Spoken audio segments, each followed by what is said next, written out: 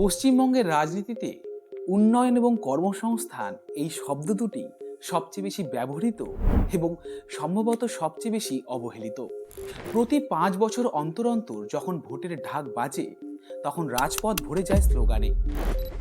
কোনো পক্ষ বলে শিল্প আসবে, আবার কোনো পক্ষ বলে নিয়োগ হবে। কিন্তু বাস্তবে দেখা যায় ভোট মিটে গেলে সেই অ্যাপ্লিকেশনগুলো ধুলোয় জমা নথিতে পরিণত হয়েছে। পশ্চিমবঙ্গে বেকারত্ব কেবল একটি সমস্যা নয়, এটি একটি বড় রাজনৈতিক হাতিয়ার। যুব শক্তির এই অসহায়তাকে কাজে লাগিয়ে তৈরি করা হয় ক্যাডার বাহিনী, আর গড়ে ওঠে রাজনৈতিক স্বার্থসিদ্ধির দেওয়াল। কিন্তু এবারে আমাদের প্রশ্ন, কর্মসংস্থানের প্রকৃত রোড ম্যাপটি কোথায়?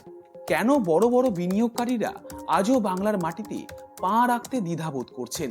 বছরের পর বছর ভোট যাচ্ছে, সরকার আসছে, সরকার যাচ্ছে, কিন্তু আপনারা কি কখনো ভেবে দেখেছেন বেকার সমস্যা কেন মিটছে না? কেন আমাদের রাজ্যের মেধাবী যুবক যুবতীরা পোটলা পুটলি বেঁধে ভিন রাজ্যে পাড়ি দিচ্ছে? আচ্ছা, আপনাদের কি মনে হয়, সরকার বদলালে কি রাতারাতি চিত্র বদলে যাবে, নাকি শুধুমাত্র নাম আর ফলকটাই পাল্টাবে?